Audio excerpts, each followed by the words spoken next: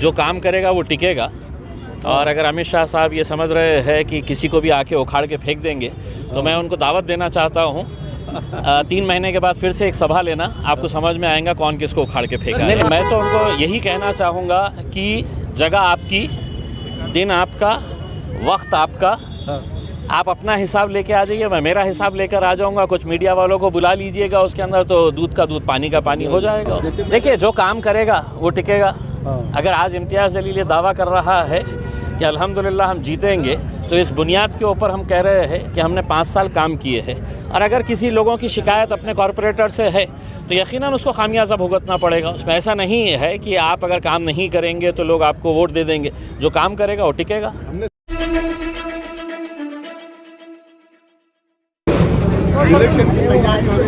नहीं, मेरे हिसाब से इसको इलेक्शन से जोड़ कर ना देखा जाए, क्योंकि अल्हम्दुलिल्लाह पिछले लगातार 5 सालों से आप देखेंगे, आप औरंगाबाद के किसी भी गली के अंदर चले जाइए, आपको एक वोट तो नज़र ही आएगा वहाँ पे। यानी कि इसका मतलब ये है कि आप गांव में चले जाइए, शहर के हैं तो किसी भी इलाके के अंदर चले जाइए, वहाँ पर मजलिस इत्तेहादुल मुस्लिमीन और हमारे तरक्याती जो भी काम हुए हैं वो जारी थे और अल्हम्दुलिल्लाह आगे भी जारी रहेंगे।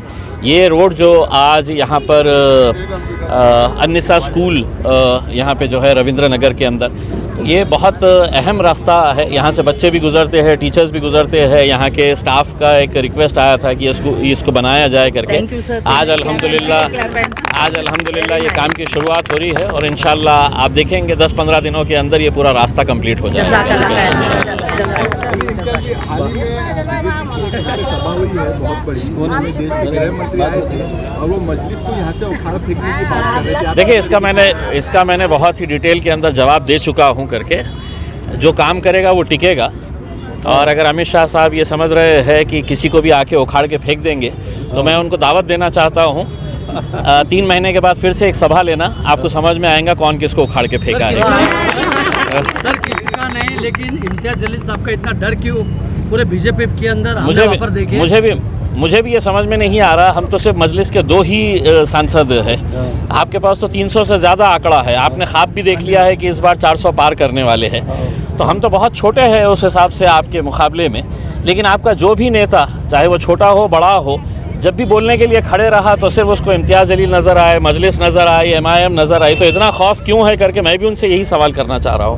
भागवत करार ने भी एक उसमें ये कहा है उनकी स्पीच में कि खासदार अपने डेवलपमेंट का कोई काम बताए। खासदार साहब को मैं, हमारे करार साहब को एक बार फिर से मैं दावत देता हूँ। करार साहब ने कहा है पिछले खासदार चंद्रकांत खैरे और इम्तियाज़ जलील, ये दोनों का एक काम मुझे लाके बताओ, मैं उनको बख्शिश दूँ। तो आपका इस पर क्या कहना है? नहीं, मैं तो उनको यही कहना चाहूँगा कि जगह आपकी, दिन आपका, वक्त आपका, आप अपना हिसाब लेके आ जाइए, मैं मेरा हिसाब लेकर आ जाऊंगा। कुछ मीडिया वालों को बुला लीजिएगा उसके अंदर, तो दूध का दूध पानी का पानी हो जाएगा। अच्छा, एक जनता का सवाल है कि औरंगाबाद शहर में मजलिस को 25 कारपोरेटर चुन के दी थी औरंगाबाद के अवाम ने, लेकिन 2 या 3 के अलावा कारपोरेटर नजर नहीं आ रहे, काम वार्डों में चल नहीं रहा है।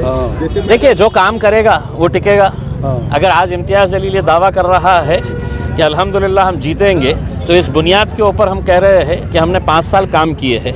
और अगर किसी लोगों की शिकायत अपने कॉरपोरेटर से है, तो यकीनन उसको खामियाजा भुगतना पड़ेगा। उसमें ऐसा नहीं है कि आप अगर काम नहीं करेंगे तो लोग आपको वोट दे देंगे। जो काम करेगा वो टिकेगा। हमने सर्वे किया, जैसे आपने घोषणा की थी कि मैं मुंबई से इलेक्शन लड़ूंगा, लेकिन औरंगाबाद के अवाम का कहना है कि हम इम्तियाज़ को जाने नहीं देंगे, हमें इम्तियाज़ जलील जैसा ही खासदार औरंगाबाद में 54%। आपका क्या कहना है? 54%। देखिए, जो भी है, अब मेरे शायद बैरिस्टर असदुद्दीन अवैसी साहब और औरंगाबाद की आवाम की जो भी ख्वाहिश रहेगी इंशाल्लाह वो पूरी की जाएगी। आखिरी सवाल, अमित शाह के जवाब में क्या अकबरुद्दीन अवैसी की सभा यहाँ पे होगी, उसके जवाब में? नहीं, अकबरुद्दीन अवैसी साहब बहुत बड़ी शख्सियत है उसके अंदर, इनके लिए तो मैं ही काफ़ी हूँ। मातंग समझ। अरे भाई, आज सरकार ने रोडों के उद्घाटन किए, कौन सी जगह पे और कितनी मेहनत है कि आपको ये काम रहा? देखिए, सबसे पहले खासदार इम्तियाज़ जलील साहब का मैं तहे दिल से शुक्रिया अदा करता हूँ कि उन्होंने अपना कीमती वक्त निकाल कर आज रविंद्र नगर के लिए, अरिश कॉलोनी के लिए वक्त दिया। और अरिश मस्जिद के बाजू जो रास्ता है, जहाँ पर हमारे आकिफ़ साहब रहते हैं, जो इसके अंदर टाइम्स ऑफ इंडिया के अंदर जो तो चीफ एडिटर है, उसी साथ हमारे डॉक्टर साहब वहाँ पर रहते हैं। तो इन लोगों का देरेना मसला था कि हमेशा बारिश का पानी वहाँ बीच में तुम जाता था और कभी बारिश का पानी वहाँ ड्रेन नहीं होता था। इसलिए टेक्निकली एतबार से इस काम को करने की पूरी कोशिश की गई है। वहाँ के लोगों भी, कुछ जिम्मेदार लोगों ने बताया कि किस तरीके से इस काम को करना है। 20 लाख रुपए का काम कारपोरेशन से हमने मंजूर कराया, जिसके अंदर मंजूर कराने में ख़ास तौर से हमारे पेश थे हमारे गठ नेता अली जनाब नासिर सिद्दीकी साहब, हमारे फिरोज़ खान साहब, ज़मीर खादरी साहब, शेख अहमद साहब, तमाम लोगों की काविशों से काम मुकम्मल हुआ और आज उस काम का जो इफ्तिताह अमल में आया और इम्तियाज़ जलील साहब ने आके आज वहाँ का इफ्तिताह। उसी के साथ साथ आज यहाँ पर अल-निसा स्कूल के पास जो रास्ता जाता है, ये वार्ड नंबर 44 रोशन गेट में आता है। तो यहाँ के हमारे जो अल-निसा स्कूल के हेडमिस्ट्रेस है मोहतरमा सदर मोहल्ले तनवीर साहिबा, तो तनवीर फातिमा साहिबा ने सब तमाम लोगों के एक हस्ताक्षर लेके एक निवेदन, एक डेलीगेशन तैयार किया था और वो डेलीगेशन रुकन पार्लियामेंट इम्तियाज़ जलील साहब तक पहुंचा था कि रास्ते की बड़ी खस्ता हालत है और यहाँ पर जो तो मासूम बच्चे पढ़ने के लिए आते हैं, तालीम हासिल करने के लिए आते हैं, उनके पेरेंट्स के आने जाने का आमोदरफ्त के लिए रास्ता बहुत दुश्वार हुआ है। इसलिए इम्तियाज़ जलील साहब ने फर्स्ट प्रायोरिटी देते हुए इस काम को 25 से 30 लाख रुपए का इस काम है, इसको भी मंजूर कर आज इसका भी इफ्तिताह अमल में है। जी, हम देख रहे हैं कि अभी जैसे मैंने खासदार को भी सवाल किया था कि औरंगाबाद की जनता ने 24 से 25 कारपोरेटर चुनवाई है, लेकिन आपको मिलाकर मैं नाम नहीं लूँगा किसी का, 2-4 ही लोग ऐसे हैं जो एमआईएम को यहाँ पे जिंदा रखने की जद्दोजहद कर रहे हैं। तो ऐसा क्यों, कहाँ के बाकी के कारपोरेटर? नहीं, एमआईएम पार्टी जो है और मजलिस इत्तेहादुल मुस्लिमीन जो है, ये लोगों के दिलों में बसती है। लोगों के दिलों में बसती है। जब यहाँ से आमदार भी चुन के आते हैं, 26 कारपोरेटर भी चुन के आते हैं और हमारे रुकन पार्लियामेंट भी चुन के आते हैं। देखिए, सब लोग अपने वार्डों में बराबर अपने हिसाब से काम कर रहे हैं, लेकिन आप लोगों की तो ज़रा नवाजी कहो या आपकी नज़र कहो कि हम 5-6 लोगों पे ज़रा ज़्यादा होती है, तो हम लोग ज़रा ज़्यादा आप लोगों को दिखाई देते हैं, लेकिन सब लोग अपने तरीके से बराबर काम कर रहे हैं और ज़मीन पे काम उतार रहे हैं। बीजेपी पार्टी बोल रही है कि मस्जिद को अब उखाड़ के फेंकना है यहाँ से, जैसे निज़ामों को भेजा। पूरे देश से जनता ने तय कर लिया उनको उखाड़ के फेंकने का, वो क्या मस्जिद को उखाड़ेंगे। आप मैं बता रहा हूँ कि आने वाली पार्लियामेंट के अंदर प्रधानमंत्री नरेंद्र मोदी नहीं रहेंगे, कोई भी रहेंगे, लेकिन ये नहीं रहेंगे। देश की जनता इनको उखाड़ के फिर रही है। लोग महंगाई से तरस है, लोग बेरोजगारी से तरस है, लोग इनके भ्रष्टाचार से तरस है। ये परिवार की बात करते थे, क्या परिवार की मुस्लिम समाज इनके परिवार में नहीं आता? क्या दलित समाज इनके परिवार में नहीं आता?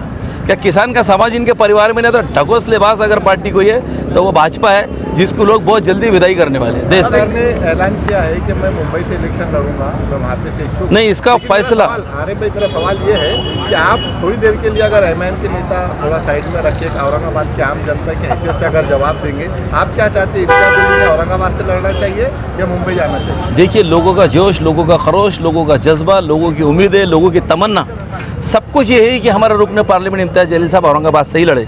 लेकिन पार्टी के कुछ हमारे आला अहदेदारान हैं और ख़ास तौर से मैं कहूँगा कुल हिंद मजलिस इत्तेहादुल मुस्लिमीन के सदर आली जनाब बैरिस्टर असदुद्दीन अवैसी साहब जहाँ से चाहेंगे वहाँ से लड़ाएंगे। दूसरा चेहरा कौन सा दिखता है आपको खासदार का, इम्तियाज़ जलील अगर मुंबई से लड़े? जो फैसला हमारे सदर मोहतरम कुल हिंद मजलिस इत्तेहादुल मुस्लिमीन के करेंगे, वही चेहरा मजलिस का चेहरा होगा। और एक आखिरी सवाल,